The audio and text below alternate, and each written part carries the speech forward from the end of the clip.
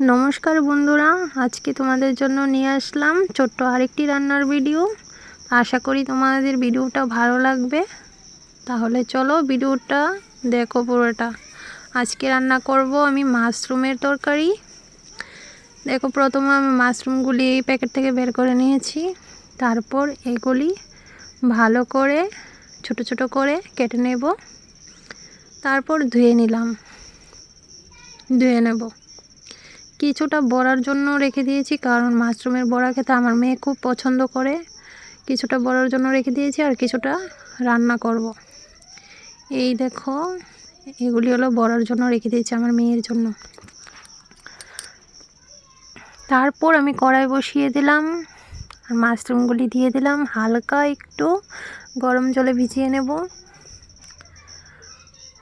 বেশি গরম করব না, বেশি সিদ্ধ করব না, হালকা পরিমাণ একটু ভাপ হয়ে গেলে আমি নামিয়ে নেব। তারপর কড়াইতে তেল দিয়ে দিলাম। এর মধ্যে দিয়ে দেব পেঁয়াজ কুচি। পেঁয়াজগুলি একটু ভাজা ভাজা হয়ে গেলে এর মধ্যে দিয়ে দেব আলু।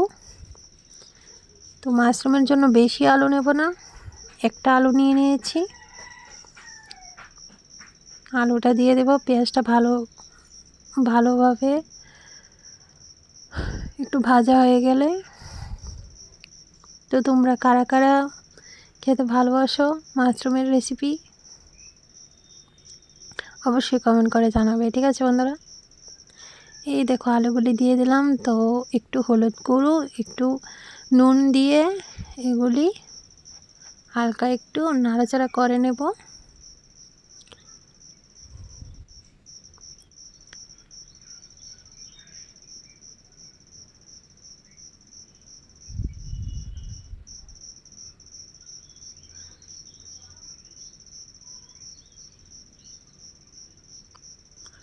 তারপর এর মধ্যে দিয়ে দেব মাশরুমগুলি, সিদ্ধ করা মাশরুমগুলি দিয়ে দেব। তো তারপর ভালো করে এগুলিকে নাড়াচাড়া করে নেব সবগুলি একসাথে। কারা কারা খাও অবশ্যই কমেন্ট করে জানাবে। আমার কিন্তু খুবই ভালো লাগে। আমার মেয়ে আবার মাশরুমের তরকারিটা খায় না, আবার বড়া বানিয়ে দিলে খাই।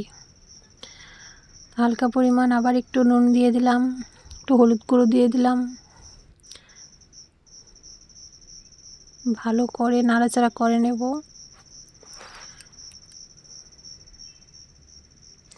অনেকে আবার এগুলিকে উলও বলে, আমরা এগুলিকে উল বলি না। উল হলো আরেকগুলো যেগুলি মাটির নিচে হয়, আর যেগুলি একটু লম্বা লম্বা থাকে সেগুলিকে আমরা উল বলি। উলও খেতে ভালোই লাগে।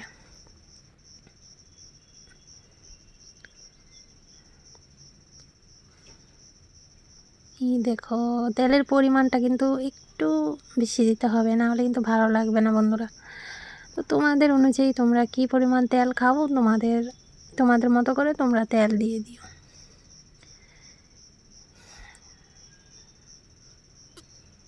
তারপর এগুলি আমি নামিয়ে নেব। তারপর আমি মশলাটা করে নেব। মাশরুমের জন্য যে মশলাটা লাগবে, মশলাটা আমি রেডি করে নেব। তারপর আবার কড়াইতে তেল দিয়ে দিলাম।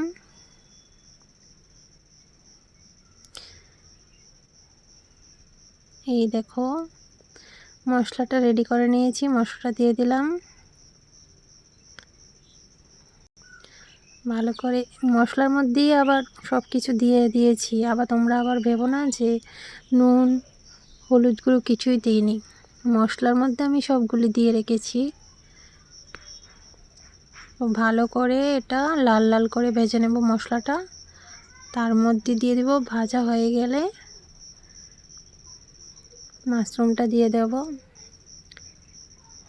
আর ঝোল কিন্তু বেশি দিলে আবার ভালো লাগে না, হালকা পরিমাণ ঝোল দিয়ে দেব। এই দেখো কালারটা কীরকম হয়েছে, কালারটা দারুণ লাগছে না? তোমরা চাইলে কাঁচা লঙ্কা দিয়েও করতে পারো। আমি কাঁচা লঙ্কাও দিয়েছি, আবার শুকনো মরিচও দিয়েছি, দুটো দিয়েই করেছি।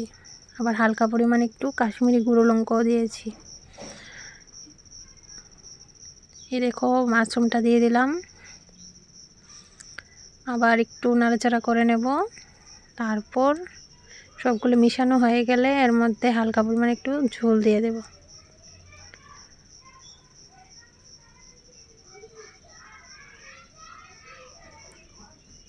ঝোল দিয়ে দেব।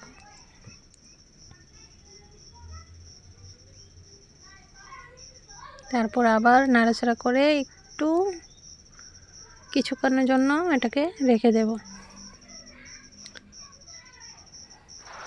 দেখো তো বন্ধুরা কালারটা কীরকম হয়েছে।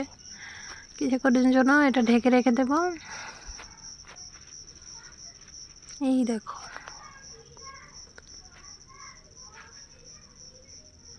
একদম মাংসের মতো লাগবে খেতে বন্ধুরা। তারপর এটার মধ্যে আমি হয়ে গেলে গরম মশলা দিয়ে দেব।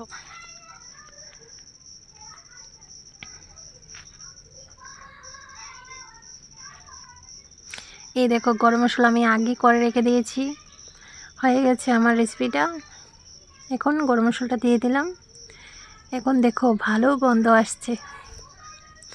বাও, খেতেও ভালো হবে। চলে আসো বন্ধুরা, তোমরা কারা কারা খাবে, কারা কারা খাবে চলে আসো আমাদের বাড়িতে।